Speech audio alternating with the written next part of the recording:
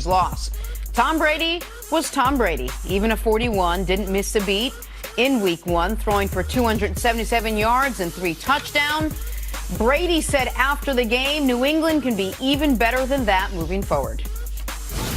I don't think we played, anywhere near what our capabilities are. So I think it's good to win, obviously, but we got to do a lot better than that. I think just turn the ball over and not take advantage of some opportunities that we had out there.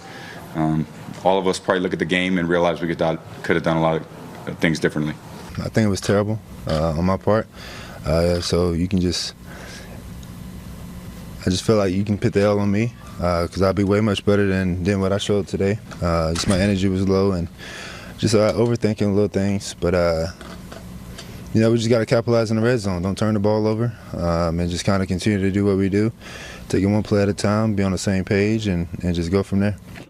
Nick, this wasn't a game that should have been an obvious Patriots win. This was a sort of scaled-down Patriots offense going up against a very good and healthy, for a change, Texans defense. Were you impressed by what the Patriots did in their win? Absolutely. Their ability to keep Tom Brady clean for the most part. I mean, he was sacked twice, only hit 5 times, compared to, by the way, Deshaun, who was hit a dozen times in the game. I thought that was impressive.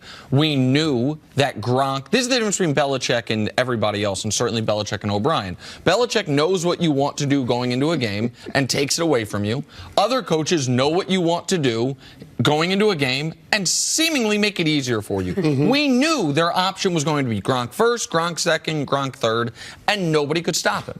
And the Texans also, by the way, made mistake after mistake. And Deshaun, I appreciate Deshaun taking responsibility, because while his coach did him no favors, he did have a brutal game. He fumbled on his first touch. He missed a touchdown on 4th down. He had a bad interception, but the Patriots took advantage of all of it.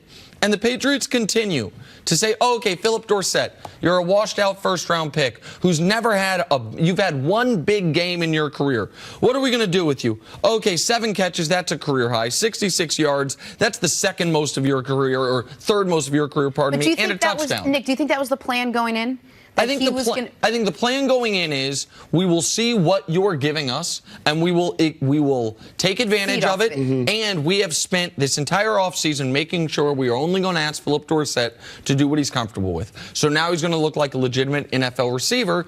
And so the Pats, Brady played a great game, because of course he did, and they took advantage of the Texans' mistakes. Yeah, it's not just Philip Dorsett, though, Nick. It's all the players on the Patriots. That's what Bill Belichick does better than any coach in the National Football League. He only asks his guys to do things that they're good at, and he keeps them out of situations where their deficiencies can be exposed. And on the other side of that coin, he always puts your guys in situations where they have to do things that they're not good at. You mentioned it. You know that Rob Gronkowski is the #1 wide receiver for Tom Brady going into yesterday's game. You figure you're going to have to stop him, but yet somehow, some way, they can't get it done. Now, Bill O'Brien did him a favor at the end of the first half by not calling a timeout and giving the officials an opportunity to get the buzz from the booth. That might have been a 7-point mistake. It was a 7-point mistake. That wasn't a catch. It was called a catch. It wasn't a catch. At any review, it would have been overturned. The Pats intelligently rushed to the line. It's inside 2 minutes, so you can't challenge.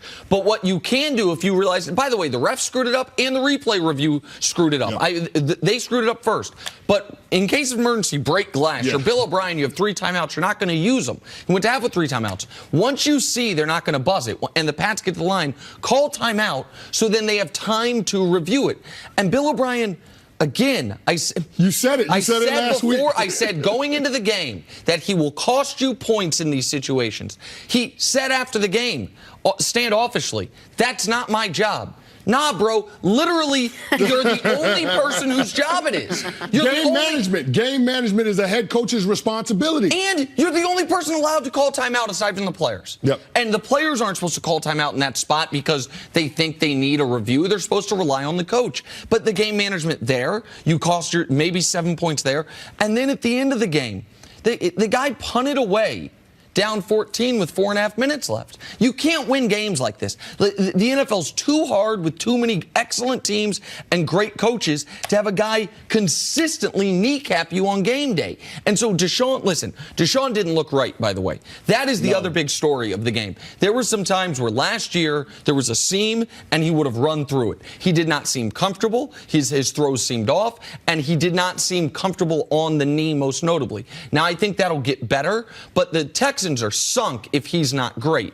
We knew he wouldn't be as great as he was last year, but we're seeing him miss throws. But the thing that's frustrating to me is the 23-year-old kid took full accountability at the podium. Yes. The Texans coach says, not my job, on something that cost your team, in my eyes, a touchdown and totally changed the complexion of the football game. Were you also concerned a little bit with what you saw from Deshaun Watson, or some of that perhaps being maybe he's a little gun shy to get out there and give 100% just for fear that he might hurt himself again? And is that something that just comes with time? Well, I anticipated that he wouldn't be 100% recovered from the knee injury. I mean, he's less than a year removed from ACL reconstruction, and it usually takes a year before you start to feel like yourself. So I'm not surprised that he struggled a little bit, but the things that I said Deshaun Watson couldn't do, which is turning the football over, the fumble, the interception, those mistakes can't happen if the Texans were going to go into Foxborough and win. It's hard to win in Foxborough when you're not winning the turnover battle. And so that's the one thing that I'm looking at with this team. They didn't extend drives, 2 of 11 on third downs.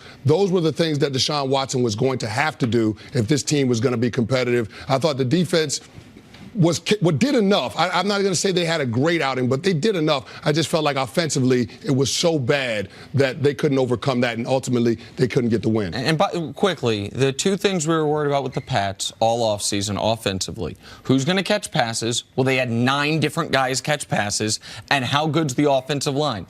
Against a very good, healthy pass rush, they kept Brady clean throughout. 2 sacks, only 5 hits to the quarterback. Trent Brown, who's kind of been pressed into duty at left tackle, I thought he played a good game. And so credit to the Pats. Like Mangini always talks about the O-line coach, Scarnecchia. We've all talked about how they will find wide receivers wherever, and they seem to have done it at least for a week once again. Who's going to catch passes? Everyone's got you catch them all. You catch them all. We got to take a break. Coming up, Aaron Rodgers leads a comeback for the ages. That's next on First Things First. Canny, is J.J. Watt